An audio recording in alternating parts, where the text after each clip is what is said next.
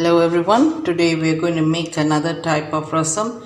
This is called Parapu Rasam, which means it's made with parapu or dhall. Yeah? I'm going to show you what to get ready first. Take about 4 to 5 garlic. You don't have to peel the garlic, just take off that hard part, put it in a dry mill, okay, and put in 1 soup spoon of cumin, 1 flat spoon of black pepper, and 1 heaping spoon of coriander seed, and 2 chili kering. You don't have to roast any of these things, okay, just roughly grind it and I'll show you the consistency we need. Hari ini kita akan masak parapu rasam.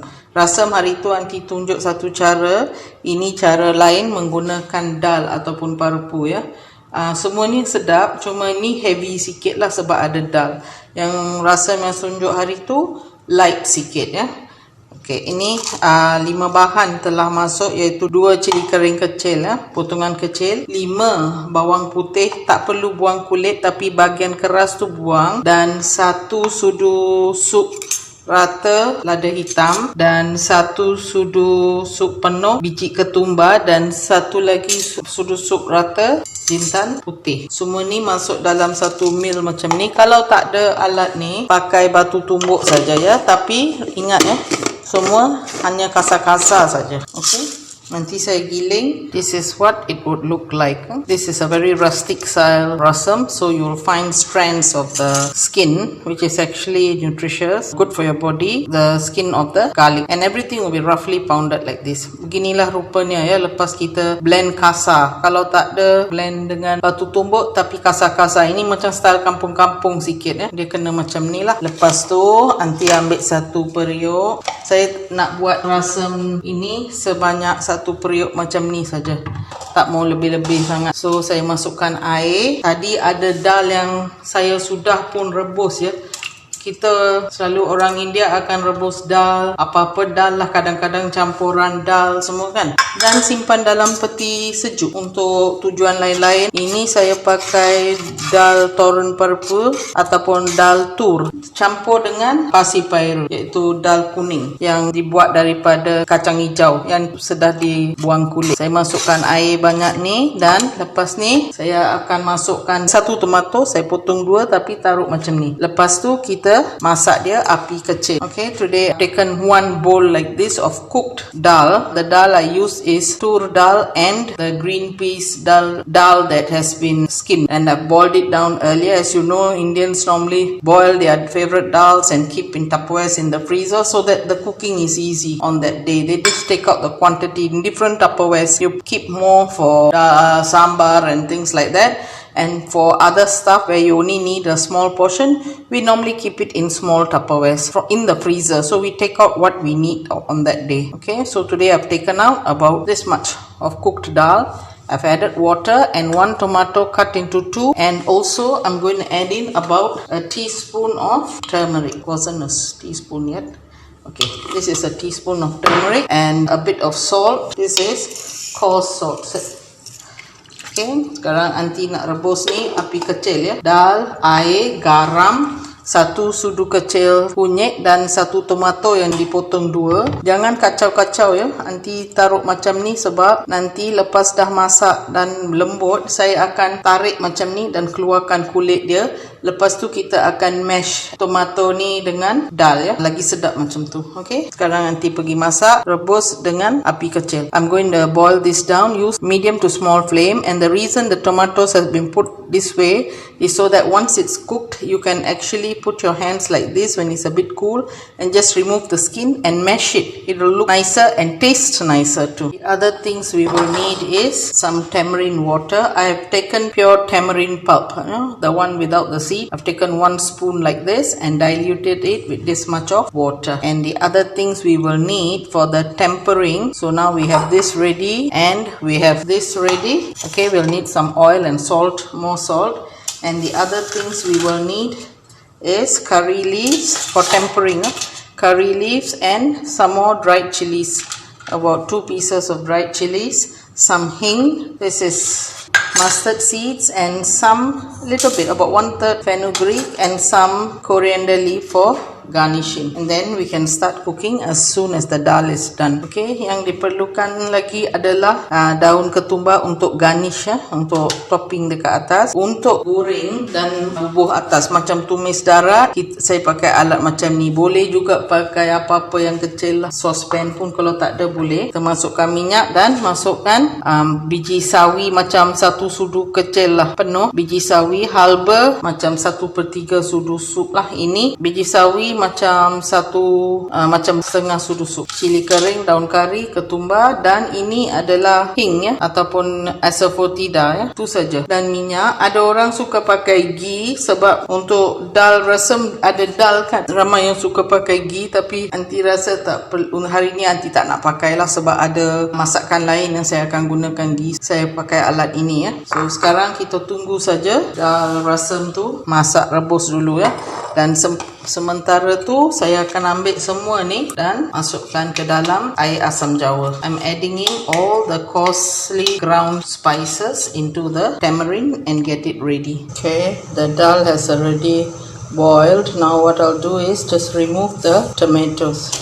Dal sudah rebus, sudah macam berkuah sikit. Saya biarkan dia mendidih lagi sebab lepas ni saya akan masukkan asam jawa kan. Sementara ni saya tunggu tomato ni sejuk. Lepas tu saya akan masukkan, gunakan alat ni ya, yang kita orang panggil mata, dan lenyek-lenyekkan tomato ya sebelum masukkan air asam jawa. What I'm waiting is for the thing to dry up a little bit more, because meanwhile I would remove the tomato skin and use this gadget called a mata to smash the tomatoes in the dal before adding in the tamarind and all the spices in. If you don't have that gadget, just use a potato masher or any spoon that's rounded. You can even use that. The base is round. You can just use that and mash it. Add in the 1 tomato that's cooked and mash it. You don't have to mash it until fine or put it through the blender, as long as it's mashed. And try to get a ripe tomato for this. If you don't want to use a lot of tamarind, then increase the tomato to 2. Saya dah lenyekkan tomato tadi ya, yang sudah dibuang kulit. Sekarang nanti akan masukkan asam jawa dengan rempah-rempah yang telah di blend tadi kasar ya, rempah-rempah yang di blend kasar. Ini saja, memang senang. Dan sementara ini masak, dia akan berbuih ya, so kena pakai api kecil. Dan saya akan alihkan dia. This has to cook on low heat. You must not let it boil too much, then it will bubble and boil over. Saya dah rasa mungkin sedikit lagi garam ya, dan juga paste asam jawa. I've tasted it. I'm adding a bit more salt, and the tamarind paste I'll increase it a bit more. Okay, while the oil is getting hot, I'm adding in the mustard seeds. All the ingredients will be given in the description box. Sekarang saya masukkan halba, cili kering, dan sekarang saya masukkan hing sikit ya. Lepas ni saya masukkan sedikit daun ketumbar, dan last kali saya akan tambah lagi ya daun ketumbar. Ini kita tulang atas rasam tadi ya. Lepas ni kita tunggu sampai buih-buih pertama keluar dan kita offkan api ya. Just wait for the 1 or 2 boils and we off the stove and add in more ketumbar in our Parapu Rasam. This is really appetizing. I'm making this to go with my mutton barwal. It's slightly heavier than normal rasam, but you will be able to drink it in a cup. Ini memang lagi pekat sikit daripada rasam yang saya buat hari itu, tapi masih boleh minum dalam cawan kalau mau ya. Tapi jangan buat banyak-banyak dan simpan dalam fridge sebab ada dal kan, dia mungkin tak tahan lama. Do not make a lot and keep it in the fridge or keep it out, because it has got dal, it won't last that long. Can you see? It's very important you don't let it overboil. No? Okay, it's already boiling. I'm going to switch off. Serve it with some more coriander leaf. Okay, this is Parapu Rasam. Do try it at home, and I will be making more of this type of rasams for my budget meal sets to come. So get used to making these. Boil some dal and put in little containers in the freezer. Once you know how to make it, it's really easy. You can do it in 5 minutes. Truly, you can do it in 5 minutes. And if you notice, I have not put any onions, but some people like to put 1 or 2 small onions minced, and when you do the tempering at the end, they would add in, after the spices, they would add in the onions and the curry leaves and all that. So try it that way if you like it, but this way it has got no onions. It makes a nice, slightly nicer taste, especially if you use ghee in the tempering. Like I said, you can use ghee. Okay, inilah Parapu Rasam. Cuba di rumah dan buatlah dal yang direbus. Dal apa-apa, boleh pakai campuran dal pun kalau tak suka satu saja, tapi tur dal ataupun malawi dal tu pun mesti ada lah, campur dengan sedikit kacang pis yang dia kacang hijau yang sudah dibuang kulit, ada dekat kedai-kedai, dia warna kuning dalam plastik bag. Itu pun campur dengan malawi ke tur dal, sedap.